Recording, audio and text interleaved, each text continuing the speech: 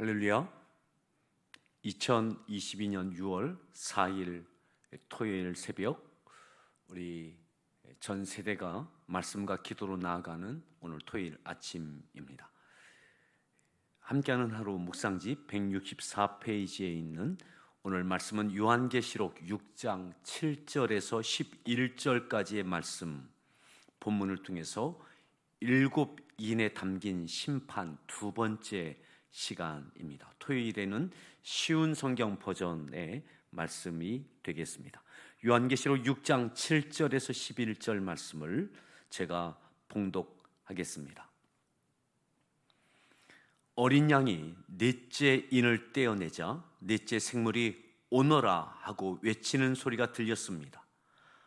창백한 말이 한 마리 보이는데 그 말을 탄 자의 이름은 죽음이었습니다.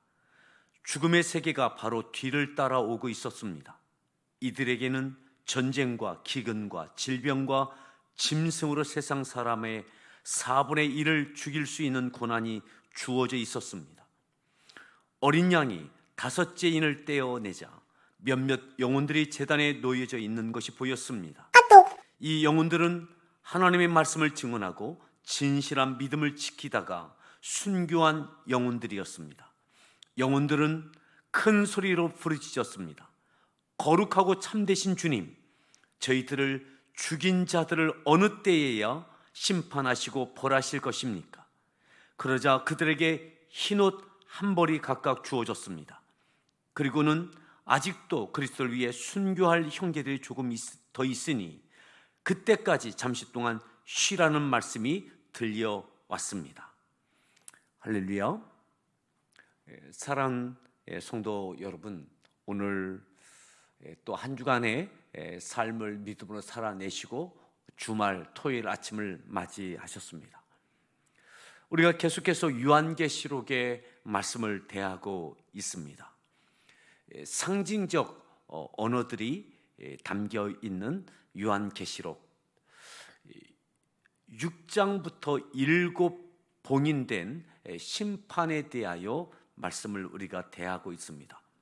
어제 새벽에 세 번째 인이 열리는 장면까지 보셨는데, 오늘은 네 번째 인과 다섯 번째 인이 떼어졌을 때 일어나는 그러한 일들에 대하여 요한에게 보여주신 그러한 말씀이 되겠습니다. 자, 첫 번째 질문을 함께 보겠습니다. 첫 번째 질문에 이렇게 말씀하죠. 넷째 봉인을 뗄 때 어떤 일이 일어나나요? 넷째 봉인이 뗄 때 어떤 일이 일어나요? 이것이 사람들에게 미치는 영향은 무엇입니까? 7절, 8절에 있는 내용이 되겠습니다. 먼저 7절, 8절에 있는 내용을 다시 한번 보겠습니다. 7절 이렇게 말씀합니다. 어린 양이 넷째 인을 떼어내자. 여기서 어린 양은 바로 예수 그리스도입니다. 예수님께 이 권한이 계십니다. 넷째 인을 떼어내자 넷째 생물이 오너라 하고 외치는 소리가 들렸습니다. 8절, 창백한 말이 한 마리 보입니다. 넷째 인을 떼니까 여기 창백한 한 마리 말이 보였습니다. 자, 계속 더 봅니다. 그 말을 탄 자의 이름은 뭐였죠? 죽음이었습니다. 말을 탄 자가 나타나는데 죽음입니다. 이 죽음의 세계가 바로 뒤를 따라오고 있었습니다. 이들에게는 전쟁과 기근, 질병, 짐승으로 세상 사람의 4분의 1을 죽일 수 있는 권한이 주어져 있었습니다. 그 창백한 말을 탄 한 마리, 말이 한 마리 보이는데 그 말에 탄 사람이 있었습니다.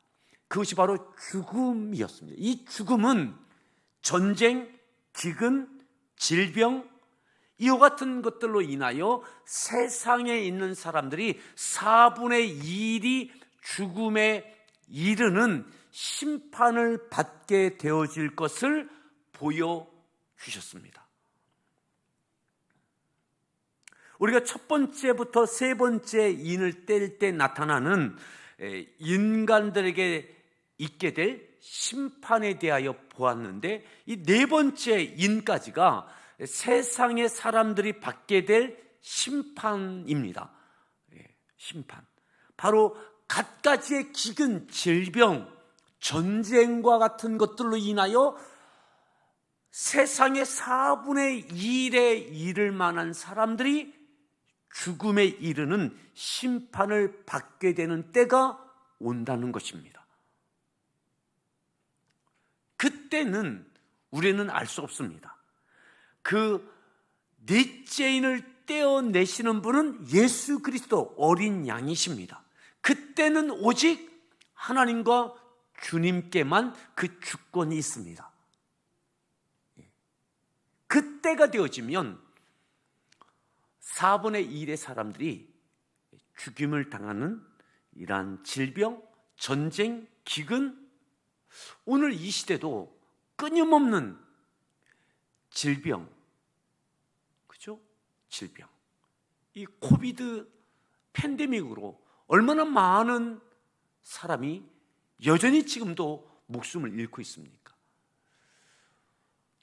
또 얼마나 많은 기후 변화로 인한 기근과 자연재해가 얼마나 많은 사람들이 어려움을 당합니까? 또 전쟁은 끊임없이 일어납니다. 러시아와 우크라이나.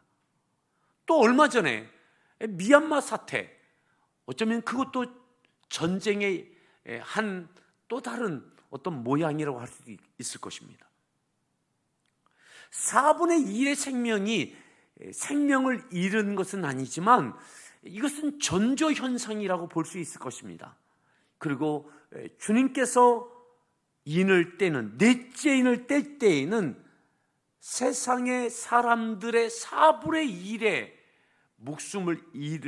목숨을 잃는 일이 있게 될 것이다.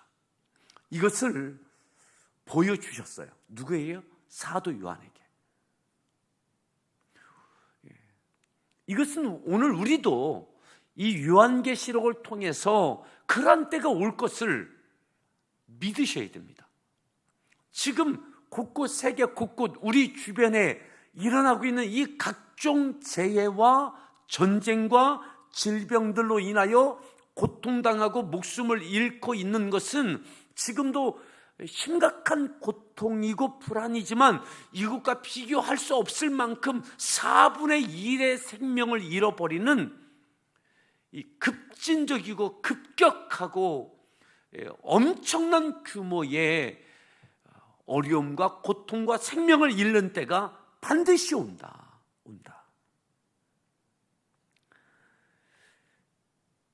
이것을 사도 요한에게 보여주셨습니다. 자, 두 번째 질문을 볼까요? 두 번째 질문. 순교자들의 요구는 무엇인가요? 그들이 들은 말씀은 무엇인가요? 9절부터 11절에 다섯 번째 인이 떼어졌을 때 이러한 일이 있게 되어질 것을 요한에게 보여주셨습니다. 자, 9절 말씀을 함께 읽습니다.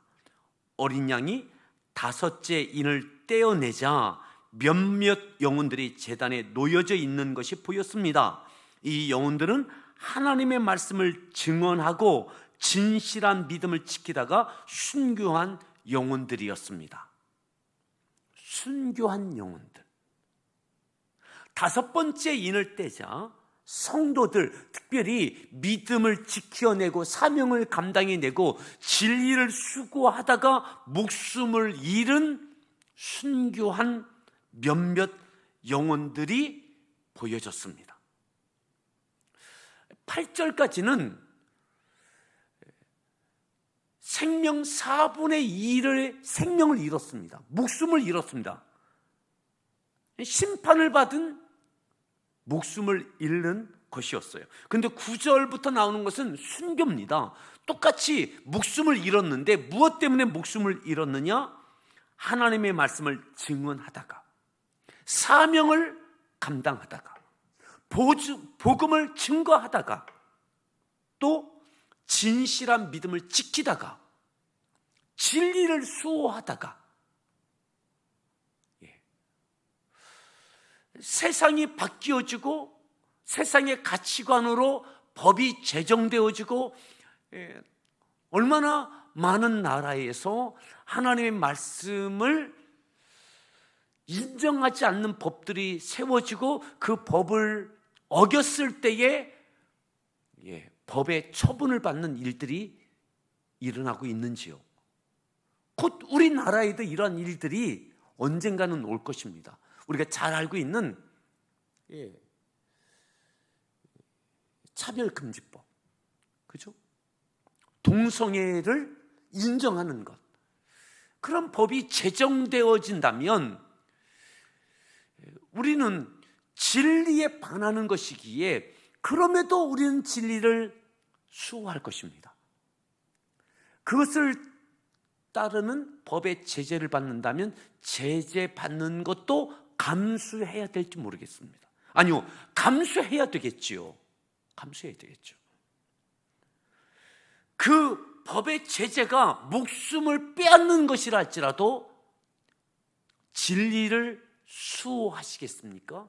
그 성경의 진리를 주장하고 고백하고 선언하시겠습니까? 그것이 바로 순교입니다.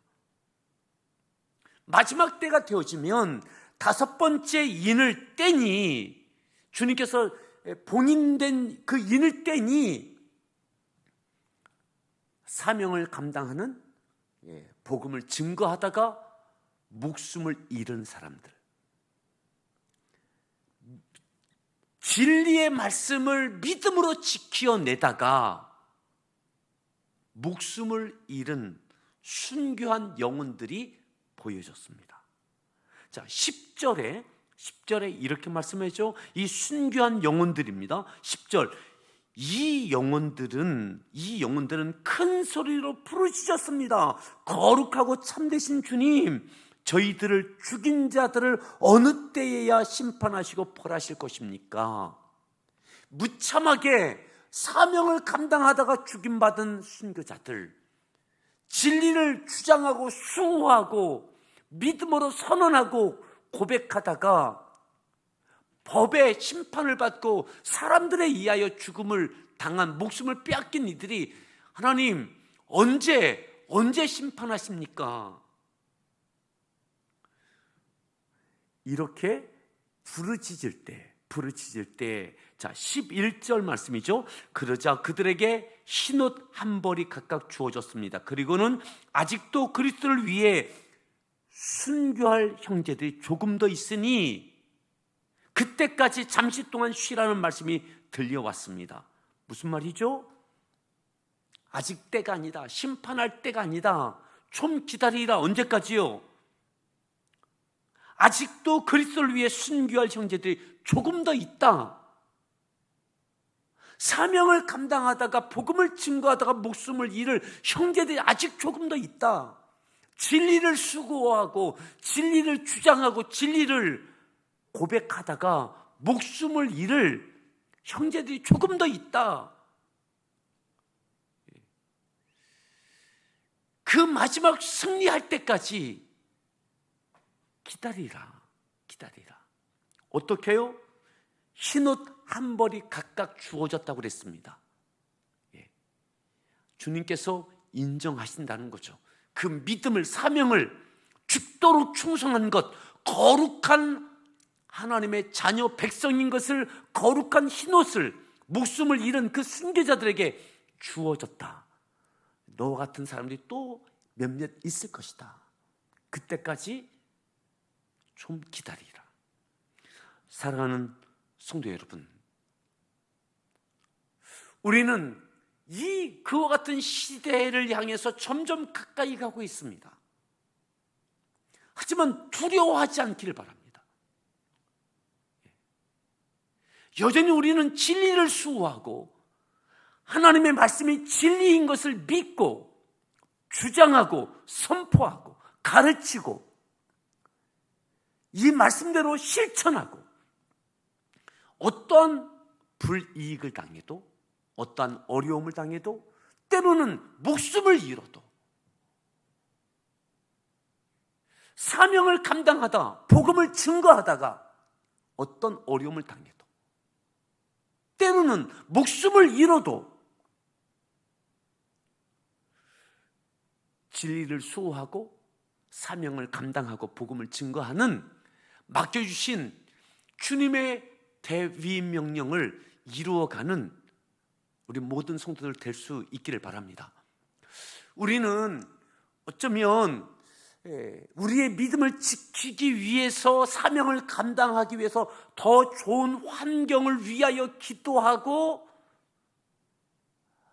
다투고 힘쓸 수도 있습니다. 하지만 중요한 것은 그럼에도 불구하고 우리가 사명을 감당하기에 진리의 말씀을 지켜내기에는 힘든 시대가 옵니다.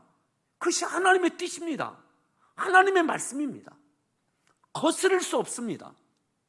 좀 더 편안한 것, 좀 더 우호적인 시대와 환경을 위해서 힘쓰는 것보다 어떠한 시대, 어떠한 환경이 주어져도 여전히 우리는 때로는 순교를 각오하고, 몇몇의 순교자가 더 나온다 할지라도 진리를 수호하는, 그리고 사명을 감당해내는 저와 우리 성도들, 우리의 믿음의 다음 세대가 함께하는 교회에서 세워지길 바랍니다. 어쩌면 몇몇의 순교의 사람들도 함께하는 교회에서도 나올 수 있기를 기도합니다.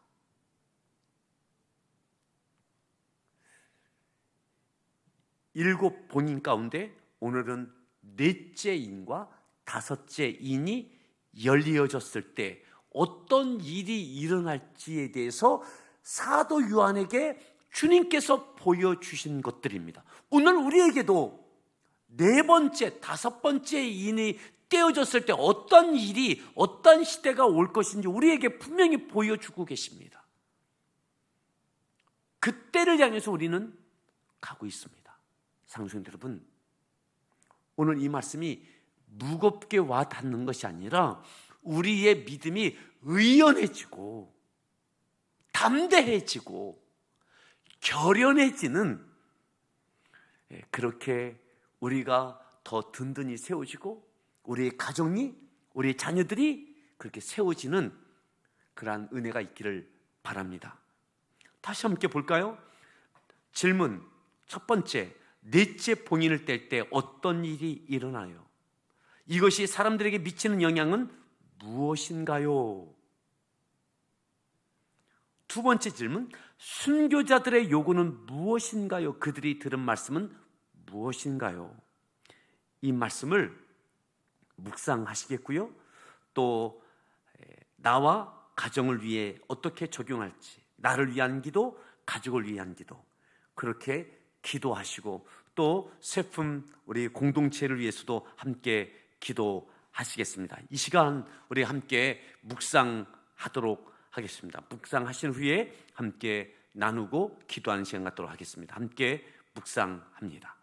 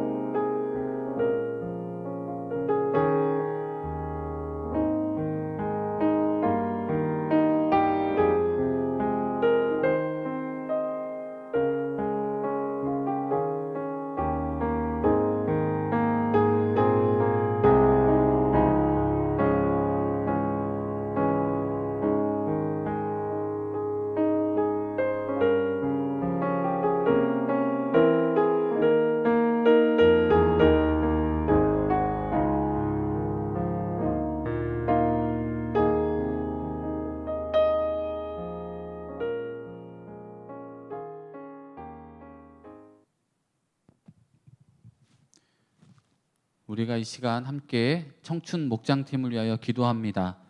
우리 같이 함께 한 목소리를 읽고 기도하는 시간 갖도록 하겠습니다. 청춘 목장팀을 위하여 기도합니다.